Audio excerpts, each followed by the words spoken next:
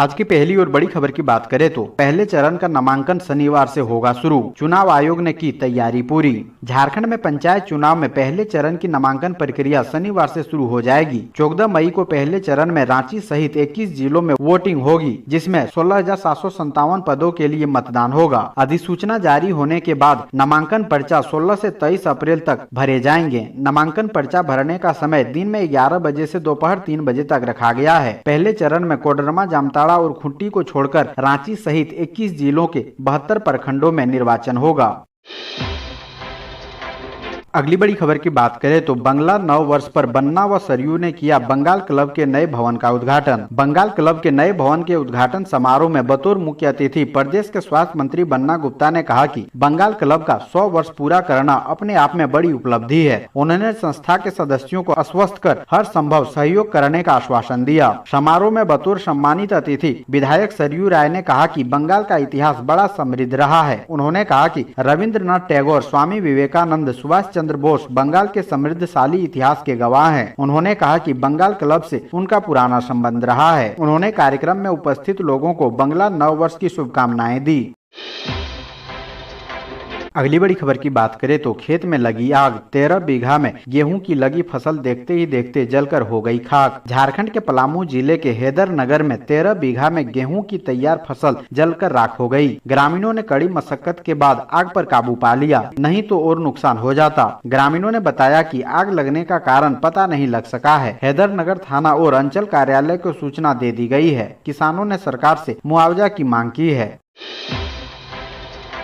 अगली बड़ी खबर की बात करें तो त्रिकुट रेस्क्यू ऑपरेशन, पन्ना लाल को मिले सम्मान का ग्रामीणों ने जताया विरोध। झारखंड रोपवे हादसे का त्रिकुट रेस्क्यू ऑपरेशन पूरा होने के बाद रोपवे कर्मचारी पन्ना लाल एक रियल हीरो बनकर उभरे हैं। उन्हें प्रधानमंत्री नरेंद्र मोदी के साथ साथ सूबे के मुख्यमंत्री हेमंत सोरेन भी सम्मानित कर चुके हैं। अब यही बात कुछ ग्रामीणों को तकलीफ दे रही है। ग्रामीणों का कहना है कि इसमें कोई शक नहीं कि पन्ना लाल ने हॉर्नेस की मदद से रोपवे पर चढ़कर ट्रॉली से पर्यटकों को उतारने में अहम भूमिका निभाई है, लेकिन इस काम में ग्रामीणों की भूमिका भी कम नहीं थी। ग्रामीण अगर रस्सी को खींचने में मदद नहीं करते तो ट्रॉली में फंसे लोग नीचे नहीं आ पाते। ग्रामीणों का यह भी कहना है कि 3 दिनों तक देवघर के त्रिकुट पर्वत पर चले रेस्क्यू ऑपरेशन के दौरान उन लोगों ने ड्रोन की मदद से पर्यटकों तक पानी बिस्कुट पहुंचाया था। पप्पू नाम के ग्रामीण ने बताया कि 13 अप्रैल को मुख्यमंत्री ने पन्ना लाल को सम्मानित किया था। स्थानीय सांसद निशिकांत दुबे ने पन्ना लाल को प्रधानमंत्री से रूबरू करवाया था, लेकिन हम लोगों को कोई सम्मान नहीं मिला। 3 दिन तक बिना खाए पिए रेस्क्यू ऑपरेशन के दौरान मदद पहुंचाते रहे।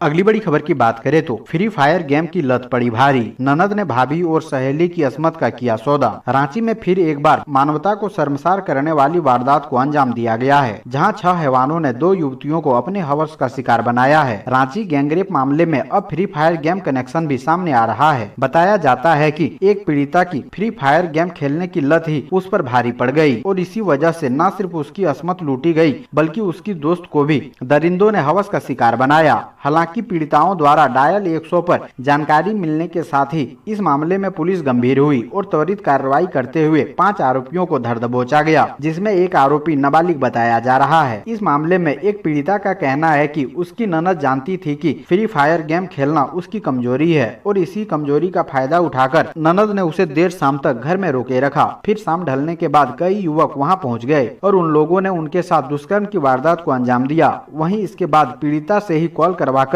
उसकी सहेली को बुलवाया गया और फिर उसके साथ भी दुष्कर्म किया गया।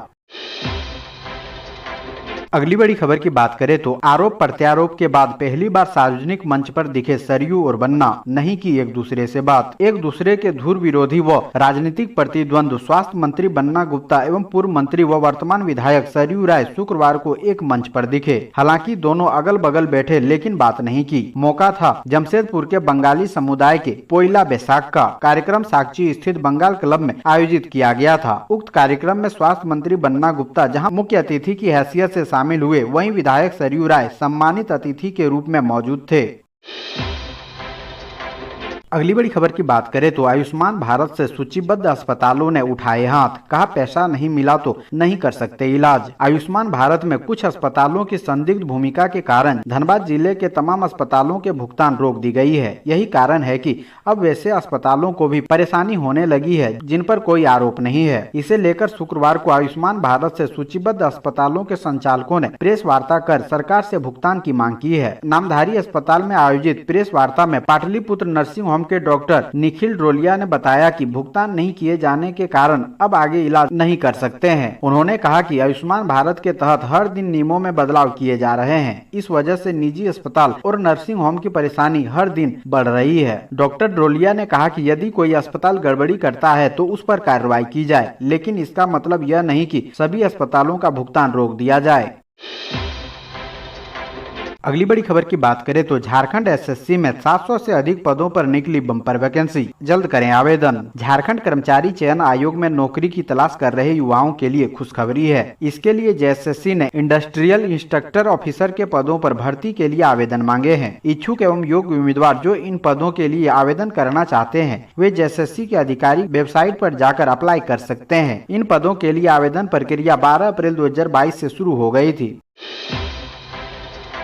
अगली बड़ी खबर की बात करें तो पत्रकार के सवाल पर भड़के शिक्षा मंत्री, कहा बिहारी है तो माइक वाइक लेकर चले जाइए बिहार। सूबे के शिक्षा मंत्री जगन्नाथ महतो अपने एक बयान को लेकर सुर्खियों में है। उन्होंने बोकारो में पत्रकारों से बात करते हुए एक विवादित बयान दिया है। दरअसल पत्रकार ने उनसे पूछा कि एक तरफ मुख्यमंत्री हेमंत सोरेन कह रहे हैं कि 1932 के खतियान के आधार पर स्थानीय नीति संभव नहीं है, दूसरी तरफ आप उनके स्टैंड के खिलाफ बात कर रहे हैं। इस पर मंत्री जगन्नाथ महतो भड़क गए। उन्होंने पत्रकार से ही पूछ डाला कि क्या आप बिहारी हैं? पत्रकार ने भी हामी भरते हुए कहा कि क्या बिहारी होना गुनाह है? इस पर मंत्री ने कहा कि आपके पेट में दर्द क्यों हो रहा है? अगर आप बिहारी हैं तो जितनी जल्दी हो सके अपना माइक लेकर बिहार चले जाएं। मंत्री ने अपनी सफाई में कहा कि बिहार में 1932 के सर्वे के आधार पर स्थानीयता मिलती है। जब झारखंड भी बिहार में था तब यही व्यवस्था लागू थी, ऐसे में अब क्यों नहीं।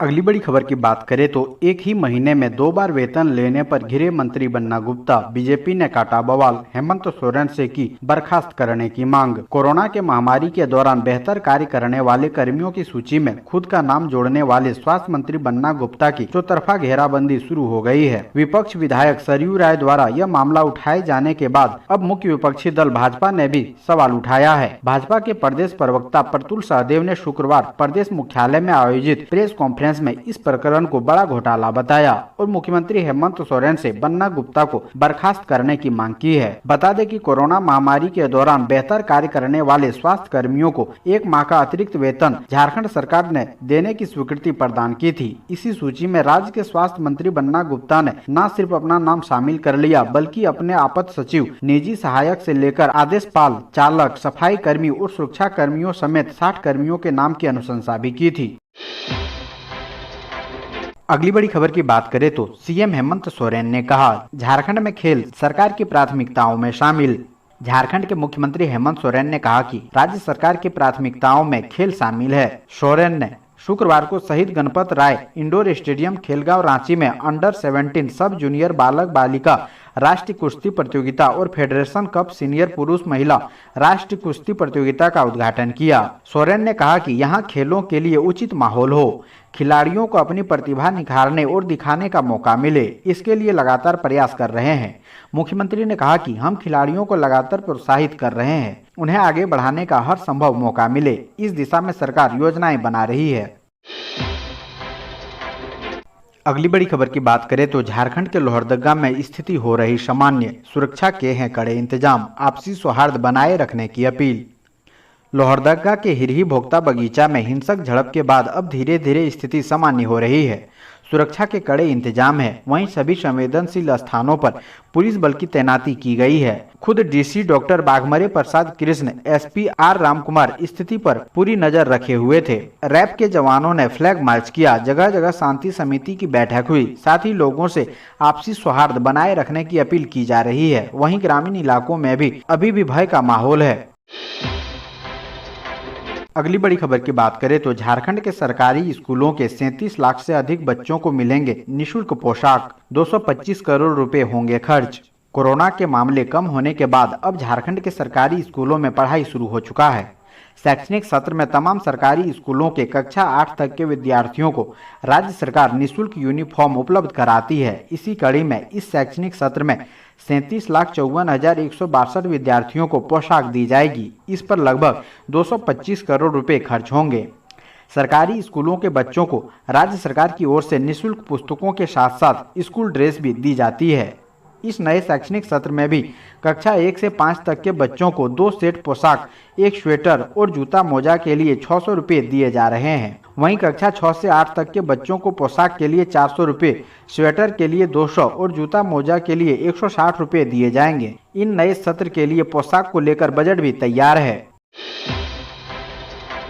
अगली बड़ी खबर की बात करें तो झारखंड के 24 में से 23 जिले कोरोना मुक्त। रांची में अब मात्र 7 एक्टिव केस। झारखंड में पिछले 24 घंटों में 5,915 सैंपल की जांच में 2 कोरोना संक्रमित रांची से मिले हैं। वहीं इस दरमियान रांची में 3 और जमशेदपुर में 1 कोरोना संक्रमित के ठीक हो जाने के बाद अब एक्टिव केस की संख्या घटकर जहां 7 हो गई है, वहीं राज्य के 24 जिलों में सिर्फ रांची जिला ऐसा है जहाँ कोरोना के एक्टिव केस बचे हैं। रांची में जहाँ कोरोना के 7 एक्टिव केस है, वहीं अन्य सभी 23 जिलों में कोरोना का कोई एक्टिव केस नहीं है।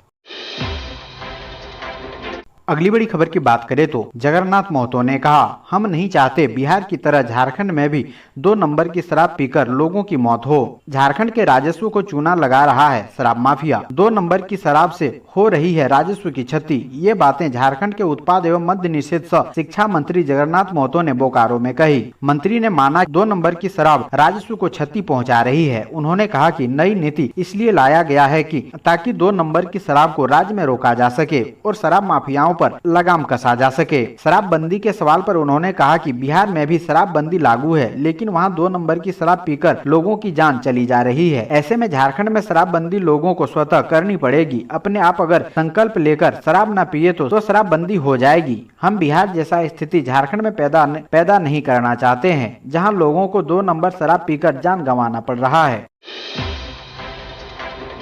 अगली बड़ी खबर की बात करें तो पंचायत चुनाव पर कड़ी नजर रखने के लिए बना कंट्रोल रूम, नंबर हुए जारी। झारखंड में होने वाले पंचायत चुनाव के लिए झारखंड निर्वाचन आयोग ने कंट्रोल रूम बनाया है। इसके तहत निर्वाचन आयोग ने पंचायत चुनाव के सफल संचालन के लिए अनुमंडल स्तर पर 45 पर्यवेक्षकों को तैनात करेगा। पर्यवेक्षक चुनाव के प्रत्येक चरण पर कड़ी नजर रखेगा। आयोग ने जिला निर्वाचन पदाधिकारी के प्रेक्षक के नाम पता और फोन नंबर का व्यापक प्रचार प्रसार करने का निर्देश दिया है। निर्वाचन आयोग ने कहा कि किसी भी तरह की शिकायत होने पर आम लोगों के शिक्षकों से शीघ्र संपर्क करना सुनिश्चित होना चाहिए। वहीं पंचायत चुनाव के आसपास के राज्यों में आदर्श आचार संहिता लागू हो गई है। 4 IAS अधिकारी को चुनाव से जुड़ी महत्वपूर्ण जिम्मेदारी दी गई है। पूरे झारखंड शिकायत दर्ज कराने को लेकर कंट्रोल रूम बनाया गया है।